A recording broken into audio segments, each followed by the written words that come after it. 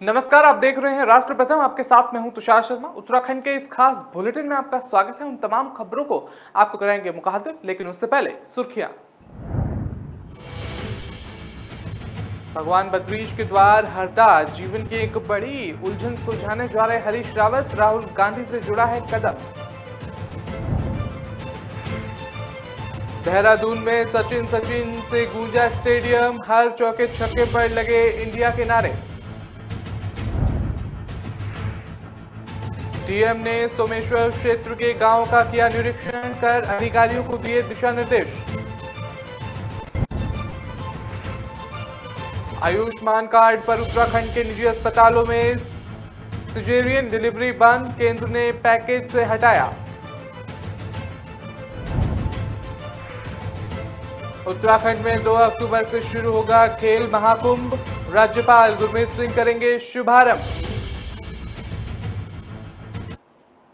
राहुल गांधी से जुड़ा है कदम। पूर्व मुख्यमंत्री हरीश रावत ने कहा कि वो अपने जीवन की एक बड़ी उलझन को सुलझाने जा रहे हैं। वो पहले पितरों को याद करेंगे, इसके बाद भगवान बद्रीश से मार्गदर्शन, युवक आशीर्वाद मांगेंगे। और साथ ही पूर्व मुख्यमंत्री ने कहा कि कोरोना के साथ संघर्ष के बाद जिंदा वापस आने पर उन्होंने अपने मन में आगे के राजनीतिक जीवन के विषय में मन किया, और साथ ही उनके मन ने कहा कि जितनी भी शक्ति और जीवन शेष है राहुल गांधी को समर्पित करो। उनके मन में कहा कि पार्टी के लिए 2 काम कर सकते हैं, एक चुनाव के समय प्रचार और दूसरा वोट मांगने का। बता दें, दूसरा काम आपको बता दें कि संगठनात्मक लोगों को निरंतर पार्टी के साथ जोड़ने का।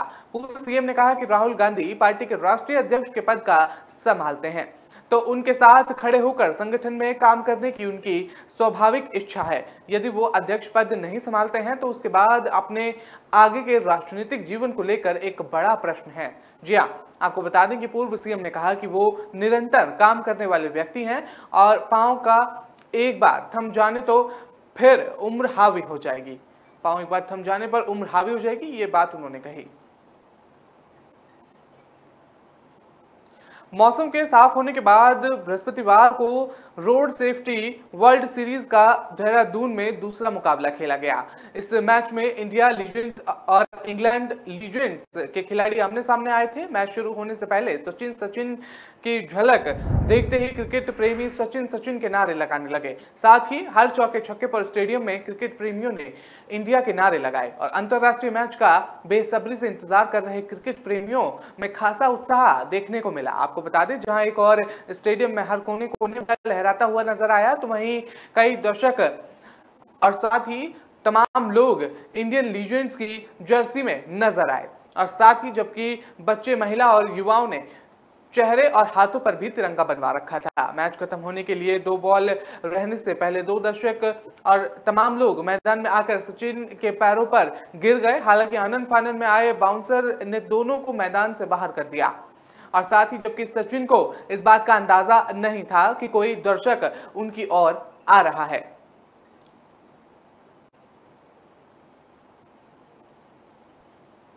सोमेश्वर से डीएम वंदना ने सोमेश्वर क्षेत्र का भ्रमण कर विकास कार्यों का निरीक्षण किया। उन्होंने गुणकांडे पंपिंग योजना का निरीक्षण कर उसे संरक्षण और रखरखाव के लिए कार्य योजना तैयार करने के निर्देश अधिकारियों को दिए हैं। उन्होंने ग्राम पंचायत विकास अधिकारी स्यूनरुकोट के गांव का रजिस्टर और अभिलेख साथ ही नहीं लाने पर बीडीओ को स्पष्टीकरण लेने के निर्देश दिए। डीएम ने कनाल बुंगा और वालसा गांव में बन रहे अमृत सरोवर का निरीक्षण कर रहा और साथ ही ये केंद्र सरकार की महत्वाकांक्षी योजना है, इस कार्य को प्राथमिकता के साथ समय से पूर्ण किया जाए। उन्होंने बीडीओ को निर्देश दिए हैं कि अमृत सरोवर के भुगतान कर ग्राम पंचायतों में खुली बैठक का रोस्टर तत्काल जारी किया जाए। तो तमाम दिशा निर्देश उन्होंने जारी किए हैं इसको लेकर।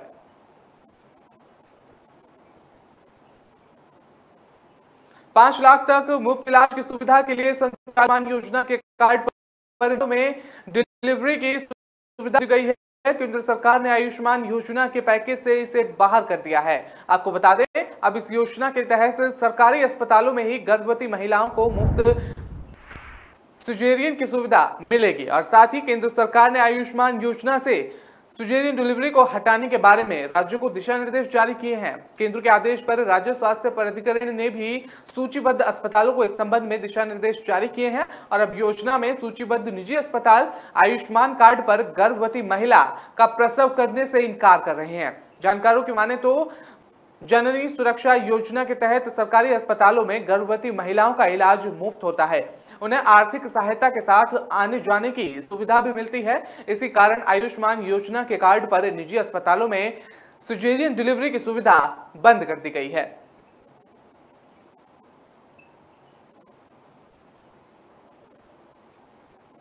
उत्तराखंड के 13 जिलों के 662 न्याय पंचायतों में से 2 अक्टूबर से खेल महाकुंभ शुरू होगा और शुभारंभ देहरादून की रायपुर न्याय पंचायत से राज्यपाल लेफ्टिनेंट जनरल गुरमीत सिंह करेंगे। खेल मंत्री रेखा आर्य ने कहा कि इसके तहत होने वाली न्याय पंचायत ब्लॉक, जिला और राज्य स्तरीय प्रतियोगिताओं में 2 लाख से ज्यादा खिलाड़ी प्रतिभाग करेंगे। और विधानसभा स्थित सभागार में मीडिया से बातचीत में खेल मंत्री ने बताया कि खेल महाकुंभ में आयु वर्गों की प्रतियोगिता 2 अक्टूबर से शुरू होकर 25 जनवरी 2023 तक चलने वाली प्रतियोगिताओं में 8 से 14 साल और 14 से 17 साल और 17 से 21 आयु वर्ग में कोई भी खिलाड़ी प्रतिभाग कर सकता है। प्रतियोगिता में पंजीकरण मुफ्त किया जाएगा और पंजीकरण ग्राम पंचायतों और प्राथमिक विद्यालय, जूनियर हाई स्कूल, माध्यमिक विद्यालय, इंटर कॉलेज, युवा कल्याण, खेल और शिक्षा विभाग के कार्यालयों में कराया जा सकता है। बता दें कि खेल मंत्री रेखा आर्य ने बताया कि इस वर्ष पेंटाथलॉन का भी आयोजन किया जाएगा और जिसमें 17 से 21 वर्ष के जो आयु के बच्चे हैं वो भी भारतीय सेना, अर्धसैनिक बल और पुलिस, होमगार्ड आदि के जवान भी प्रतिभाग कर सकेंगे। बता दें कि 1600 मीटर दौड़, लंबी और ऊंची कूद, क्रिकेट, बॉल थ्रो, चिनअप, तमाम खेल उसमें शामिल होंगे। और बता दें कि राज्य के युवाओं को आकर्षित करने के लिए जिला और राज्य स्तर पर प्रतियोगिताएं आयोजित की जाएंगी।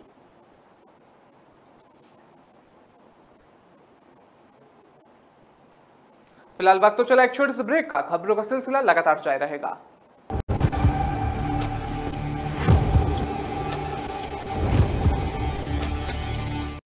दिल का परिंदा उड़ चला, अंधा मन चला, खुद की तो सुन ले, ना तू अच्छे है। Lyra, anytime, anywhere. Lyra, everybody loves to wear. Lyra, anytime, anywhere. बोल धरती जयकार जा रे,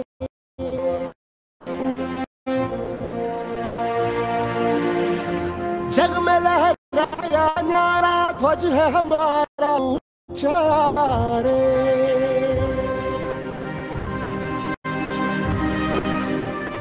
हम वो योद्धा, वो निडर, हम जो भी दिशा में जाए, चरण छुए और पर्वत शीस नवाए, रास्ते से हट जाए नदियां हो के हवाए।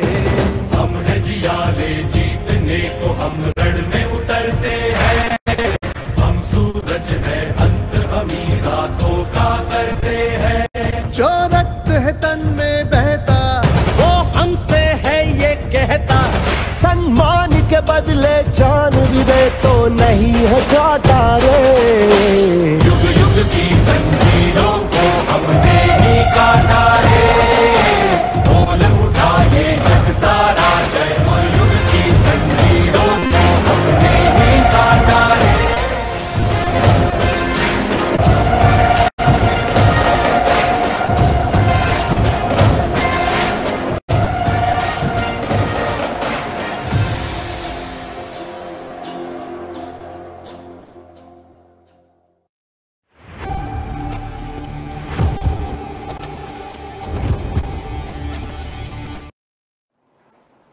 ब्रेक के बाद आपका स्वागत है। रुक करते हैं अगली खबर का। आपको बता दें कि उत्तराखंड में लंपी रोग की रोकथाम और बचाव के लिए सरकार ने मानक प्रचालन प्रक्रिया जारी कर दी है। रोग से ग्रसित पशुओं के इलाज के लिए 80 अतिरिक्त पशु प्रसार अधिकारियों की तैनाती की जा रही है। प्रदेश में रोग से पशुओं की मृत्यु दर 1.6% और ठीक होने का दर 40% है।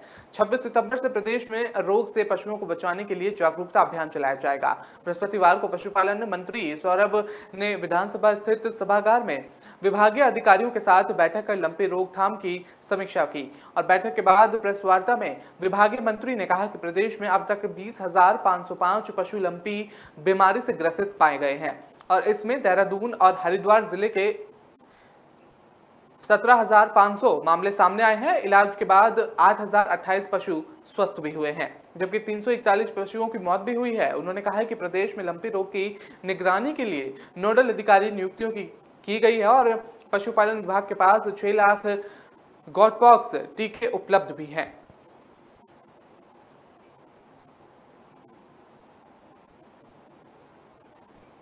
उत्तराखंड विधानसभा में भर्तियों की जांच पूरी कर विशेषज्ञ समिति ने रिपोर्ट सौंप दी है और रिपोर्ट की सिफारिशों का खुलासा विधानसभा अध्यक्ष ऋतु ने किया है और साथ ही आपको बता दें 1-2 दिन में इसका खुलासा ऋतु करेंगे। और समिति की जांच में राज्य गठन के बाद से 2022 तक कांग्रेस और बीजेपी सरकारों के कार्यालय में विधानसभा की गई भर्तियां शामिल हैं। और बृहस्पतिवार को कोटद्वार क्षेत्र के दौरे से लौटी विधानसभा अध्यक्ष ऋतु को विशेषज्ञ समिति ने भर्तियों की जांच रिपोर्ट सौंप दी। स्पीकर को रिपोर्ट सौंपते समय समिति के 3 सदस्य मौजूद थे। पूर्व IAS DK कोटिया और की अध्यक्षता में गठित विशेषज्ञ समिति ने 20 दिनों में भर्तियों की जांच पूरी कर रिपोर्ट तैयार की है। समिति में सुरेंद्र सिंह रावत और अवनेंद्र सिंह न्याल भी शामिल हैं। विशेषज्ञ समिति की जांच शीट के बाद हलचल बढ़ गई और सूत्रों के मुताबिक जांच समिति ने विधानसभा में भर्तियां, अधिकारियों और कर्मचारियों की पदोन्नति में नियमों का पालन ना करने की सिफारिश की है। अब सब की निगाहें वहां पर टिकी हुई हैं। विधानसभा अध्यक्ष ऋतु की ओर से जांच रिपोर्ट पर कार्रवाई को लेकर क्या कुछ कहा जाएगा। उत्तराखंड में बीते 24 घंटे के भीतर 27 नए कोरोना संक्रमित मिले हैं। एक मरीज ने दम तोड़ दिया है और 10 संक्रमित ठीक भी हो चुके हैं। 165 सक्रिय मरीजों का इलाज अभी चल रहा है और स्वास्थ्य विभाग के मुताबिक गुरुवार को 1999 सैंपलों की जांच रिपोर्ट नेगेटिव आई है और 5 जिलों में नैनीताल में 14, देहरादून में 8, हरिद्वार और टिहरी में 2 मामले सामने आए हैं। चमोली जिले में एक संक्रमित मरीज मिला है। बता दें 8 कोई नया संक्रमित नहीं मिला है और सुशीला तिवारी राजकीय मेडिकल कॉलेज हल्द्वानी में एक मरीज की मौत भी हुई है। संक्रमितों की तुलना में 10 मरीज स्वस्थ हुए हैं और संक्रमित होम आइसोलेशन में अपना इलाज कर रहे हैं।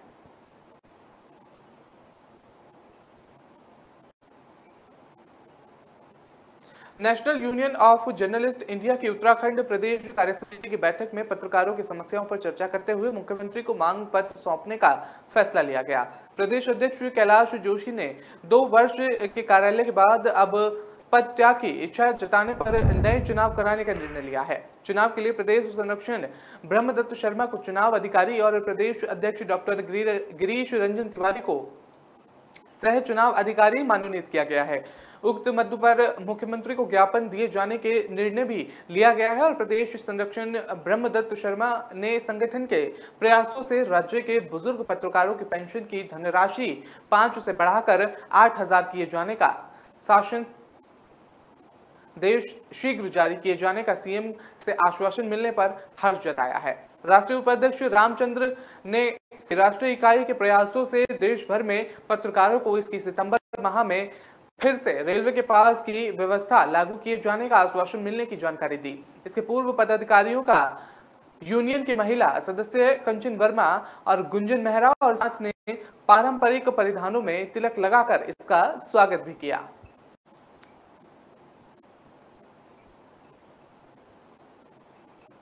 डेंगू का डंक कमजोर हो रहा है। डेंगू की बीमारी फैलने वाले एडीज मच्छर की सक्रियता बढ़ती लगातार नजर आ रही है। बता दें कि गुरुवार को प्रदेश में 36 और लोग में डेंगू की पुष्टि हुई है। सबसे ज्यादा 35 मामले देहरादून जनपद से आए हैं। इसके अलावा टिहरी में एक व्यक्ति में डेंगू की पुष्टि हुई है। राज्य में इस साल डेंगू के 695 मामले सामने आ चुके हैं और इनमें से 640 मामले देहरादून जिले से रिपोर्ट किए गए हैं। हालांकि अधिकांश डेंगू पीड़ित मरीज स्वस्थ हो चुके हैं और वर्तमान में जो लोग डेंगू से पीड़ित हैं उनकी स्थिति सामान्य है।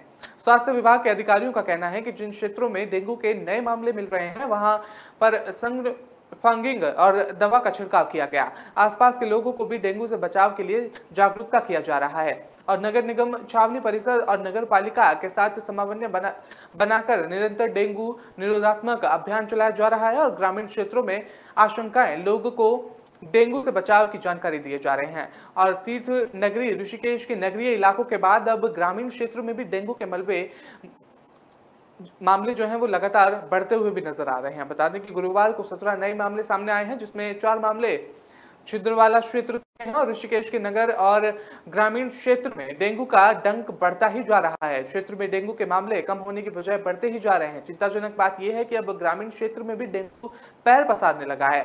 श्यामपुर न्याय पंचायत क्षेत्र में अंतर्गत छिंदवाड़ा ग्राम सभा क्षेत्र में गुरुवार को 4 नए मामले सामने आए, जबकि गुमानीवाला श्यामपुर आदि क्षेत्र में पहले से ही कई मामले सामने आ चुके हैं। राष्ट्रीय चिकित्सालय के स्वास्थ्य पर्यवेक्षक SS यादव ने बताया कि गुरुवार को कुल 17 व्यक्तियों में डेंगू की पुष्टि हुई है, जिनमें से नगर क्षेत्र के 7, टिहरी गढ़वाल से जुड़े मुनिकिरोती क्षेत्र के 6 मामले शामिल हैं।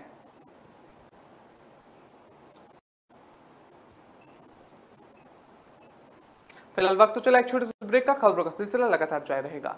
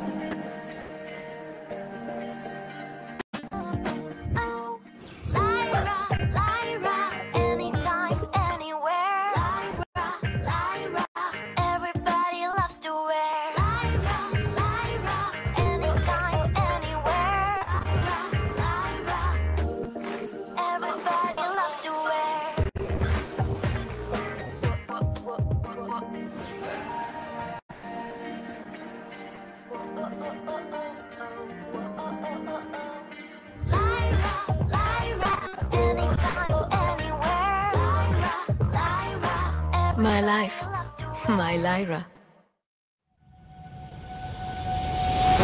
लहरों से डरकर नौका पार नहीं होती, कोशिश करने वालों की कभी हार नहीं होती।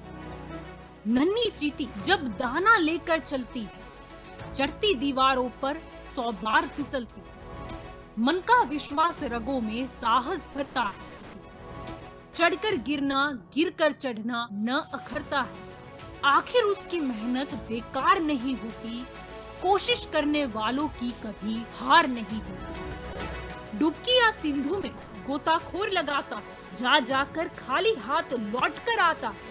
मिलते नहीं सहज ही मोती गहरे पानी में, बढ़ता 2 गुना उत्साह इसी हैरानी में।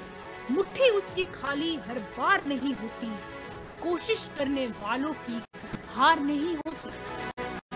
असफलता एक चुनौती है, इसे स्वीकार करो।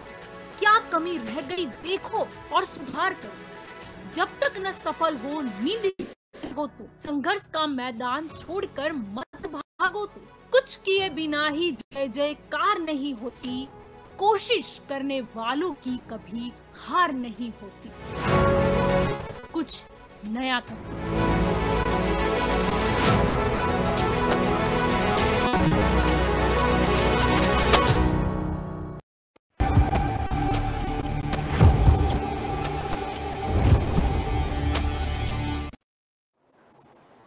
ब्रेक के बाद आपका स्वागत है। रुक करते हैं अगली खबर का। आपको बता दें कि यमकेश्वर प्रखंड के अंतर्गत गंगा भोगपुर स्थित रिजॉर्ट में संदिग्ध परिस्थितियों में लापता हुई रिसेप्शनिस्ट अंकिता भंडारी के साथ अनहोनी की आशंका जताई जा रही है। अंकिता की गुमशुदगी मामले में पुलिस को महत्वपूर्ण जानकारी मिली है, जिसके आधार पर पुलिस ने इस मामले में रिजॉर्ट मालिक पुलकित आर्य और प्रबंधक सौरभ भास्कर और सहायक प्रबंधक अंकित गुप्ता को हिरासत में ले लिया गया है। बता दें कि पूरी गढ़वाल ग्राम श्रीकोट नागलसू निवासी अंकिता भंडारी पुत्री उपेंद्र सिंह भंडारी और गंगापुर स्थित रिजॉर्ट में रिसेप्शनिस्ट के रूप में काम करती थी। बीते सितंबर की सुबह अंकिता अपने कमरे में नहीं मिली थी, जिसके बाद उसकी गुमशुदगी की जो रिपोर्ट थी वो दर्ज कराई गई और बीते गुरुवार को यह मामला राजस्व पुलिस से नागरिक पुलिस को हस्तांतरित होने के बाद अपर पुलिस अध्यक्ष पौड़ी शेखर सोयाल के नेतृत्व की टीम का मामले की जांच शुरू कर दी गई थी। इस मामले में 6 लोगों को हिरासत में लेते हुए पुलिस ने रिजॉर्ट में ताला जड़ दिया है। इस मामले में लक्ष्मण झूला पुलिस ने रिजॉर्ट के मालिक को पुलकित आर्य, प्रबंधक सौरभ भास्कर और सहायक प्रबंधक अंकित गुप्ता को हिरासत में ले लिया है। वरिष्ठ पुलिस अध्यक्ष पौड़ी गढ़वाल यशवंत सिंह चौहान ने बताया कि अंकिता भंडारी गुमशुदगी मामले में पुलिस को कुछ अहम जानकारी मिली है। आज इस पूरे मामले का जो खुलासा किया जाएगा।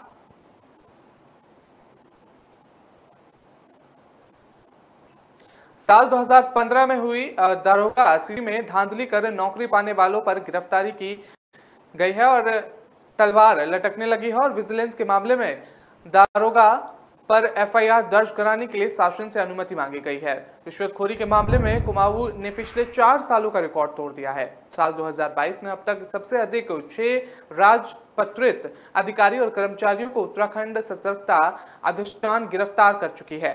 उत्तराखंड में विजिलेंस 1969 में अस्तित्व में आ गई है और तब से उत्तर प्रदेश सतर्कता अधिष्ठान कुमाऊं के नाम से जाना जाता है। पहले पुलिस अध्यक्ष आईपीएस टी गुडेट रहे और राज्य गठन के बाद इसका नाम बदलकर उत्तराखंड सतर्कता अधिष्ठान कुमाऊं हो गया।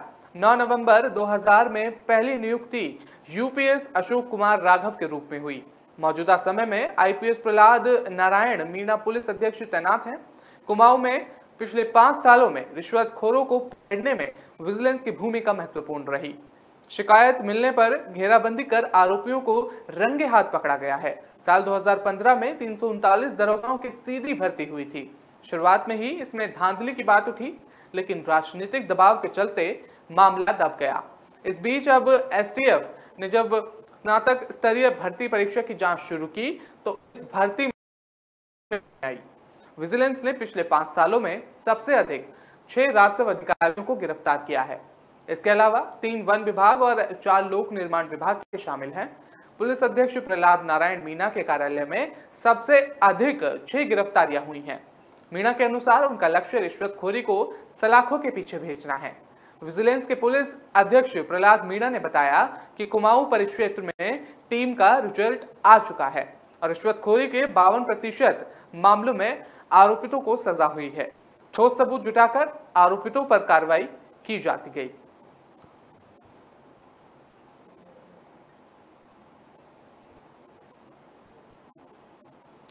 दीदी मेरी बेटी को न्याय दिला दीजिए, मुझे और कुछ नहीं चाहिए। देखो क्या हाल कर दिया है इसका।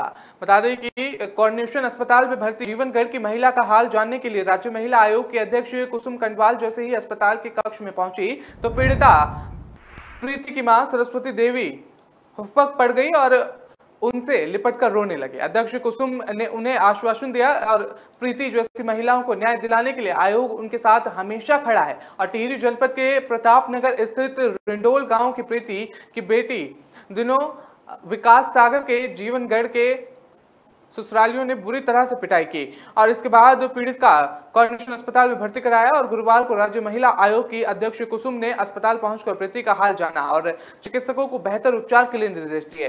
कंडवाल ने कहा कि उन्हें प्रीति ने बताया है कि बीते 4 साल से उन्हें ससुराल वाले प्रताड़ित करते हुए नजर आ रहे थे और उन्होंने प्रीति और उनकी मां सरस्वती देवी को आश्वासित किया हुआ था और इसी तरह से जघन्य अपराध करने वालों के विरुद्ध सख्त कार्रवाई की पैरवी की जाएगी। इस मामले में बीते मंगलवार को डीआरजी पी रेणुका ने निर्देश दिए हैं और कहा है कि आरोपितों के विरुद्ध कड़ी कार्रवाई की जाए। और बता दें कि देहरादून मेडिकल कॉलेज अस्पताल में ओपीडी में अल्ट्रासाउंड की व्यवस्था में सुधार के चिकित्सा अध्यक्ष डॉक्टर यूसुफ रिजवी ने बैठक ली और उन्होंने कहा कि जल्द एक रेडियोलॉजिस्टिक मिल जाएंगे, तब तक कैसे व्यवस्था चले इस पर मंथन कर एक दिन में फैसला लिया जा सकता है। और बता दें ये उपलब्ध दोनों रेडियोलॉजिस्ट में भी ओपीडी के काम पर लिया जाएगा। उधर बैठक में एक चिकित्सक से मीडिया पर पाबंदी की सलाह दे डाली है और जिस पर अधिकारियों ने हिदायत देते कहा है कि खबर मीडिया पर पाबंदी से नहीं है और अवस्था पर दूर करने से रुकेंगी। ये जरूरी है कि सब मिलकर इस और काम करें और वहीं इस दौरान पीआरओ सेल को मजबूत करने पर चर्चा की गई। तय किया गया कि इन्हें अधिकारियों और कार्यालय दिए जाएंगे।